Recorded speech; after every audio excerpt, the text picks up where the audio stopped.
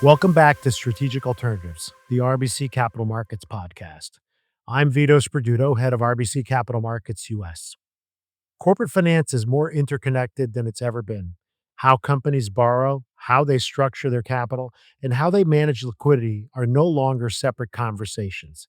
They feed each other, and the stakes around getting them right have never been higher.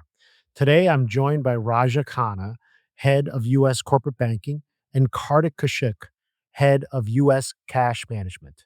Raja works closely with U.S. corporate clients on financing strategy, capital structure, and the broader relationship between bank capital and market access. Kartik has been leading the build out of RBC's U.S. cash management business through RBC Clear, which is a modern cloud native platform designed around the way Treasury teams operate today. We're going to cover the credit landscape, how companies are building capital structures for strategic activity, and what's genuinely changing in the way Treasury operates. We'll also talk about how these issues are showing up in real client conversations with CFOs, treasurers, and leadership teams making decisions in a more complex environment. Raja, Kartik, great to have you on the podcast. Thank you for having us, Vito. Thanks, Vito. So, why don't we get to it? Raja, let's start with the big picture. Corporate borrowers are navigating elevated rates, intense competition among lenders, and a private credit market that keeps expanding. Layer in the trade and tariff uncertainty companies are managing right now. How would you characterize the lending landscape today? And what does it actually mean for how companies make financing decisions? Thanks, Vito. Yeah, it's a good question. We're in this interesting moment right now where you'd think elevated rates and the macro backdrop that we're all observing would just slow everything down. But instead, we're seeing more capital sources, more competition, and actually more strategic choices for borrowers. I'd say the dynamics vary significantly by borrower type. If you're a high quality borrower, you have plenty of options and capital chasing you. But if you are smaller, more leveraged, you're starting to feel the pinch. The difference is already showing up in how companies are managing uncertainty. We had an auto client come to us recently and ask for a short term working capital facility to build inventory ahead of potential supply chain disruptions. This just shows you how trade and tariff uncertainty become real financing needs.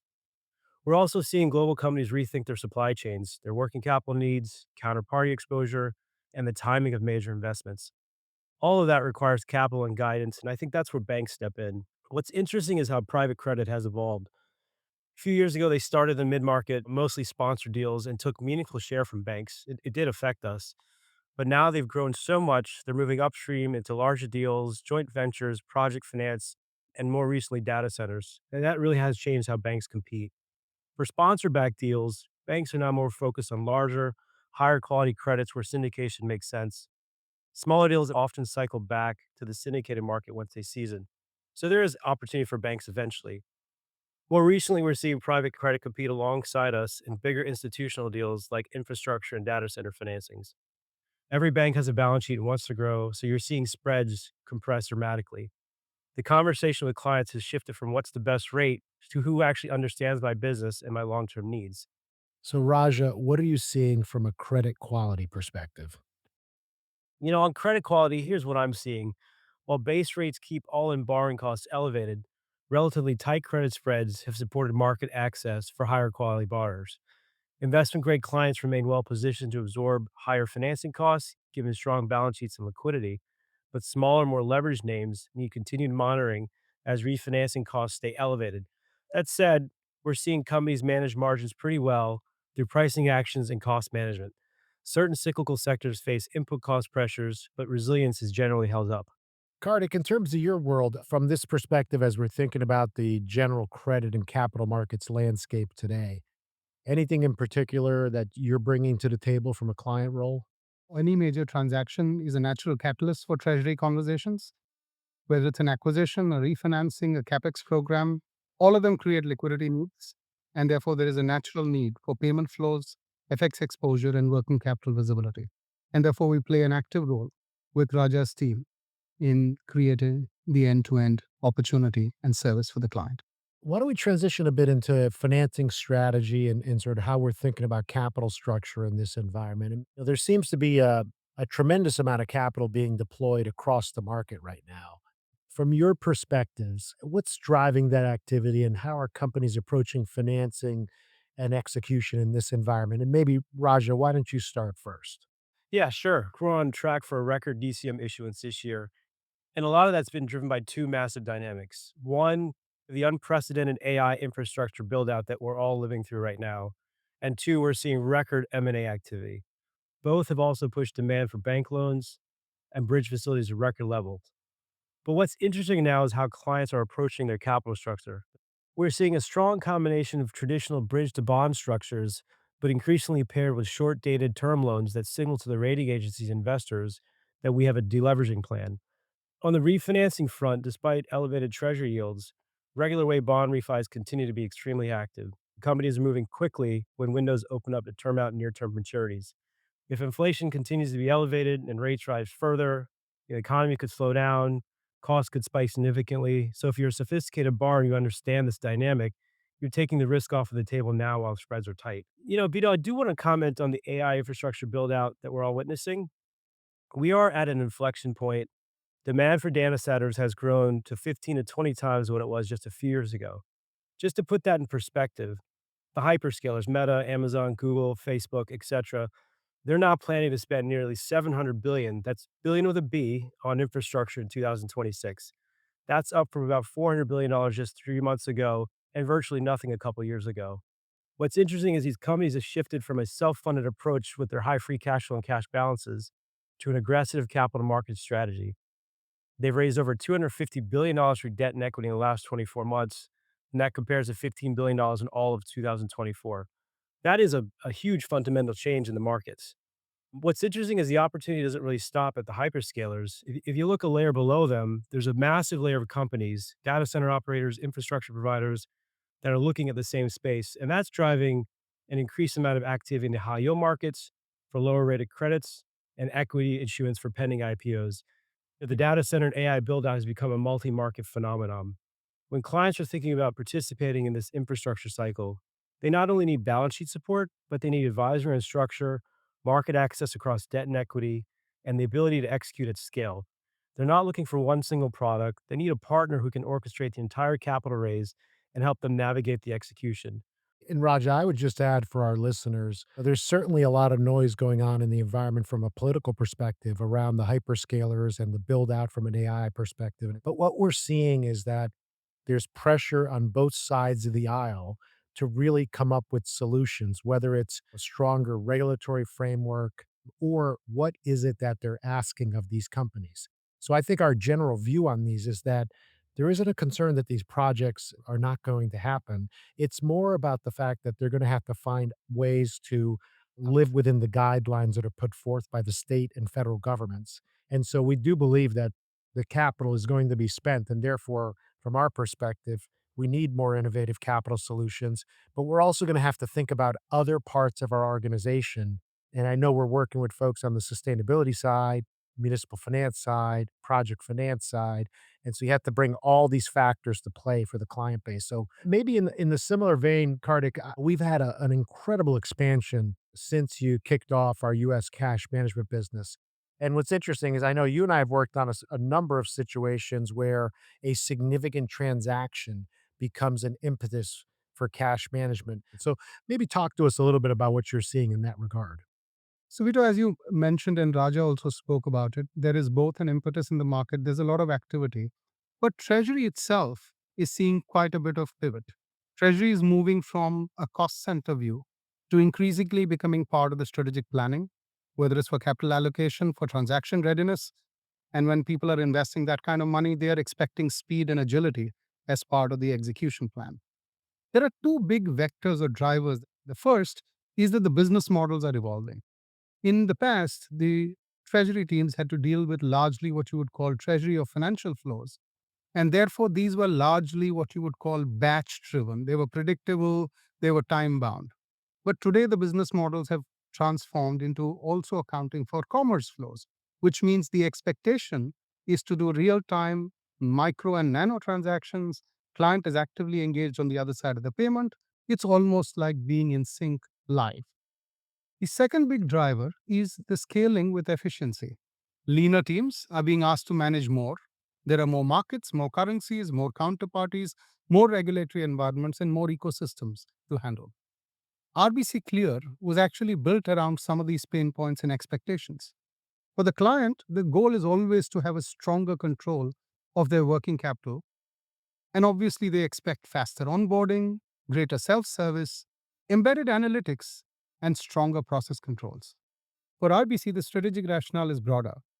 We get to service their clients' entire continuum of needs, and RBC Clear deepens the US corporate relationships, expands transaction banking capabilities, and helps create a stronger, non episodic connection between lending, deposits, payments, and treasury.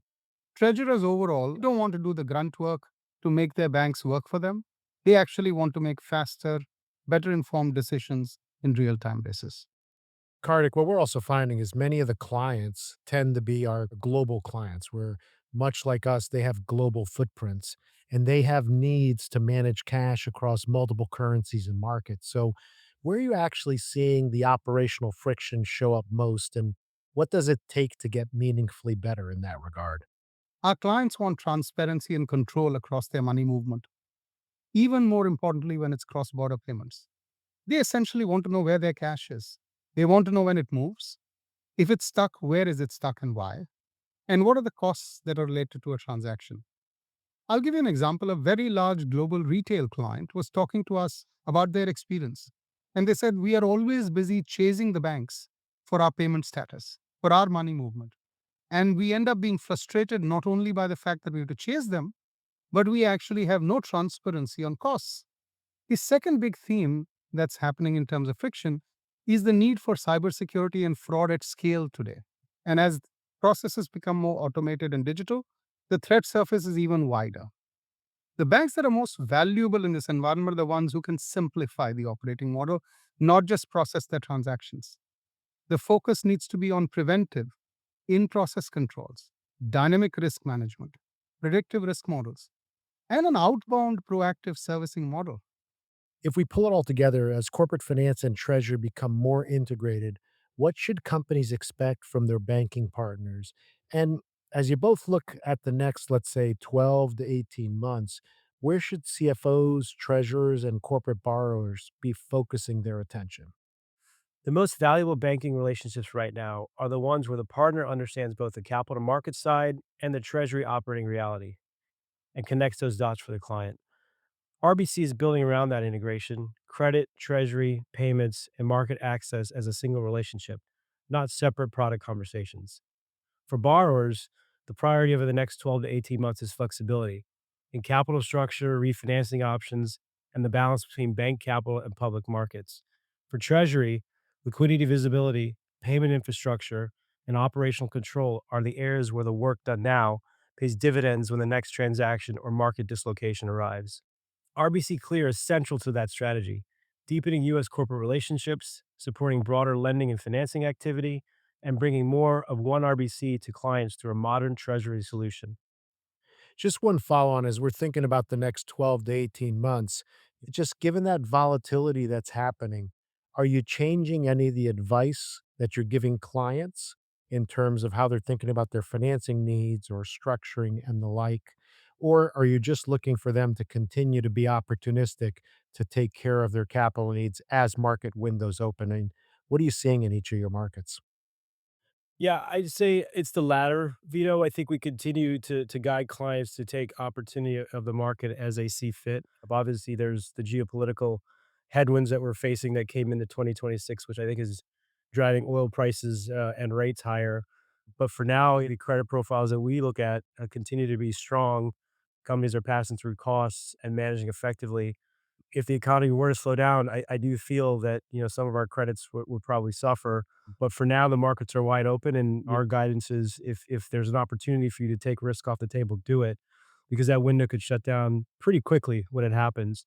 And then I think cost to finance and the availability for access to capital could change dramatically. So I don't think that's happening in the next quarter or two based on what I've seen, but could it happen, 3 to 4 quarters out? Sure.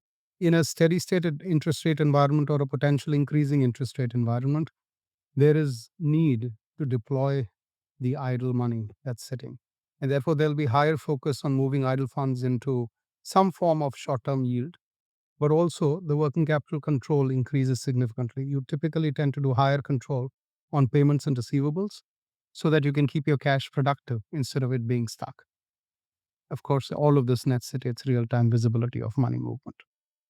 Look, I think that's a great way to frame it. And I think also one last thought from me is that we've certainly talked a fair bit, and there's certainly markets change, rates change, the technology changes, but we are consistently thinking about decisions that start for us with the client and make sure that we're thinking about the client at the center of all these decisions. And that's why we're in constant dialogue with our clients. So, Kartik, Raja, thank you for the conversation. Thank you. Thank you, Vito.